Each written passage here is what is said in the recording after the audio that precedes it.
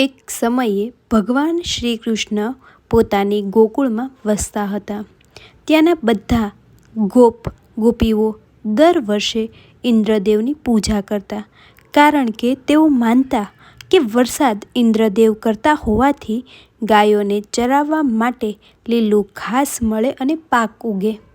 પણ એક દિવસ નંદબાબા સહિત બધા ગોપો ઇન્દ્રદેવની પૂજાની તૈયારીઓ કરતા હતા.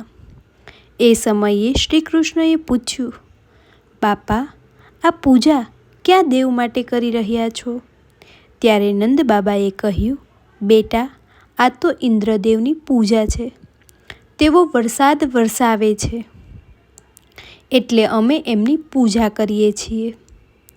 ત્યારે શ્રી કૃષ્ણ બોલ્યા, પણ બાપા, વરસાદ ઇન્દ્રદેવ નથી વરસાવતા, કુદરત સ્વયં વરસાવે છે. આપણે ગાયોને ચરવા માટે જે ગોવર્ધન પર્વત છે તે જ અમારું સાચું કલ્યાણ કરે છે. એ જ આપણા માટે ઘાસ, પાણી અને ફળ આપે છે. તો પછી આપણે ગોવર્ધન પર્વતની પૂજા કેમ ન કરીએ? શ્રી કૃષ્ણની આ વાત સૌને ગમી ગઈ. નંદબાબાએ કહ્યું, બરાબર બેટા, આજ પછી આપણે ગોવર્ધન પર્વતની પૂજા કરીએ.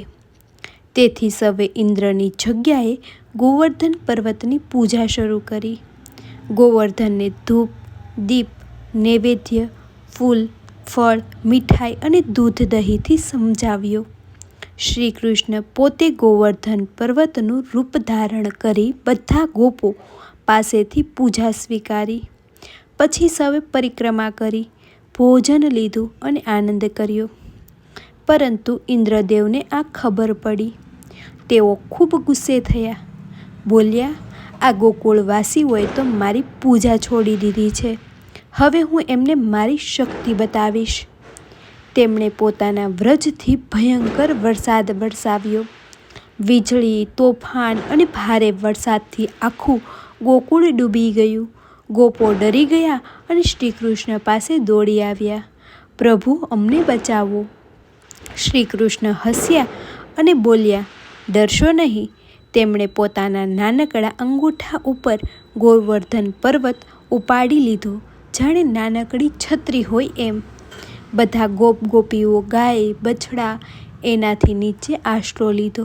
7 દિવસ સુધી સતત વરસાદ પડ્યો, પણ ગોકુળવાસીઓને કોઈ નુકસાન ન થયું. 7મા દિવસે ઇન્દ્રદેવને સમજાવ્યું કે આ સામાન્ય બાળક નથી, આ તો પરમેશ્વર શ્રી કૃષ્ણ છે. તેમણે આવીને માફી માગી અને નમન કર્યું. કૃષ્ણએ પર્વતને તેની જગ્યાએ મૂકી દીધો અને સૌએ આનંદ કર્યો. તે દિવસથી ગોવર્ધન પૂજા શરૂ થઈ.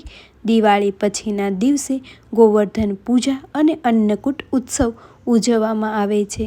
એ દિવસે ભક્તો વિવિધ પ્રકારના ભોજન બનાવીને ભગવાનને અર્પણ કરે છે, પરિક્રમા કરે છે અને કહે છે, ગોવર્ધનધારી શ્રી કૃષ્ણ ભગવાનની જય. તો ગોવર્ધન પૂજાનો મહિમા: આ દિવસે ભગવાન શ્રી કૃષ્ણની ઉપાસના કરવાથી કુદરતી આફતોથી રક્ષણ મળે છે. ગોવર્ધન પરિક્રમા કરવાથી પાપો નાશ પામે છે. ઘરમાં સુખ, સમૃદ્ધિ અને ગોરક્ષકનો આશીર્વાદ મળે છે. તો મિત્રો, આ સાથે આપણે ગોવર્ધન પર્વતની વ્રતકથા સાંભળી છે. તેની પૂજા શા માટે કરવામાં આવે છે, તેનો મહિમા શું છે, તે આપણે આ વિડીયોની અંદર સાંભળ્યું છે. જો તમને વિડીયો પસંદ આવ્યો હોય તો વિડીયો લાઇક કરી દેજો અને આવા જ વિડીયો સાંભળવા માટે ચેનલને સબસ્ક્રાઈબ કરી દેજો. અને હા, કમેન્ટ કરવાનું નહીં ભૂલતા. કમેન્ટમાં જય શ્રી કૃષ્ણ. રાધે રાધે.